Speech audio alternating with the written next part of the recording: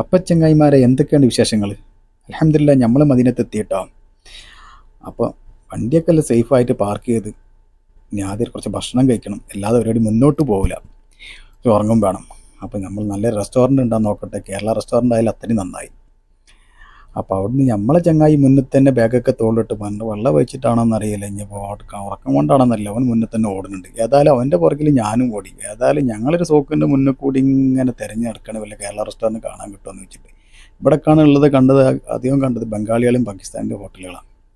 അന്ന് ഞമ്മക്ക് പറ്റില്ല. ഞമ്മക്ക് രാവിലെ തന്നെ ആണെങ്കിൽ വല്ല പൊറോട്ട ദോശ അങ്ങനെ എന്തെങ്കിലും കിട്ടണം, എന്നാലേ ഞമ്മക്ക് വയറുന്നറിയുള്ളൂ. അപ്പോൾ അത് അന്വേഷിച്ച് ഇങ്ങനെ സോക്കിൻ്റെ മുന്നിൽ കൂടി ഇങ്ങനെ ഓടുകയാണ്.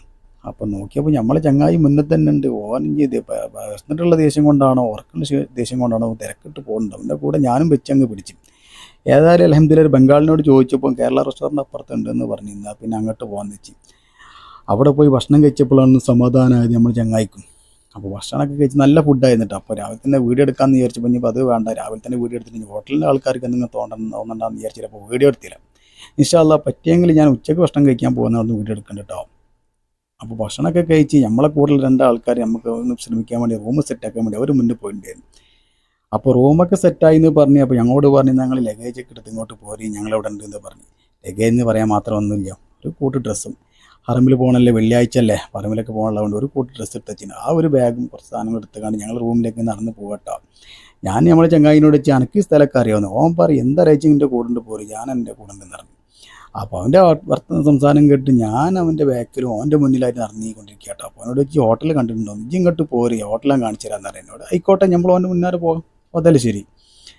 അപ്പോൾ ഏതായാലും നടന്നു കഴിഞ്ഞാൽ ഹോട്ടൽ കണ്ടുപിടിച്ച്. അപ്പോൾ ഹോട്ടൽ കണ്ടുപിടിച്ചപ്പോൾ ഓൻ്റെ ബാക്കിൽ ഞാനും. അവൻ്റെ ബാഗ് ഉണ്ടാവും വിചാരിക്കും ബാഗ് ഇറക്കി സാധനമാണെന്നുള്ളത്. ആ ഒരു കൂട്ട് ഡ്രസ്സുള്ളൂ, ബാഗൊന്നും നോക്കണ്ടെങ്കിൽ കേട്ടോ. അങ്ങനെ ലിഫ്റ്റിലേക്ക് ഉണ്ടോ ഓടിക്കയറണം, എന്നാലും ഞാനും ഓടിക്കയറി. അപ്പോൾ ലിഫ്റ്റാണെങ്കിൽ ടിപ്പു സുൽത്താൻ്റെ കാലത്തുള്ള ലിഫ്റ്റും അങ്ങനെ അഞ്ചാം നമ്പർ ഒരു മേലെയാണ് റൂമെന്ന് പറഞ്ഞു. അപ്പോൾ എന്തായാലും വേണ്ടില്ല, അവൻ്റെ കൂടെ ഞാനും കയറി ലിഫ്റ്റിൽ 5-ാം നമ്പർ മേലെത്തി. ലിഫ്റ്റ് ചവിട്ടി തുറന്നവൻ പുറത്തേക്ക് ചാടി.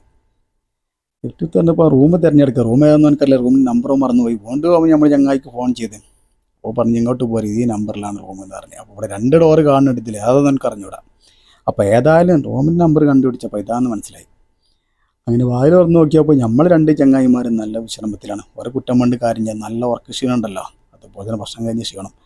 അപ്പോൾ രണ്ടും കൂടി കൊണ്ട് അവർ കുറച്ച് നേരം കിടന്നു. അപ്പോൾ ഇതാണ് നമ്മളെ റൂമല്ല, അടിപൊളി സെറ്റപ്പ് റൂമാട്ടോ. കുറഞ്ഞ ബഡ്ജറ്റിൽ നല്ല റൂം കിട്ടി.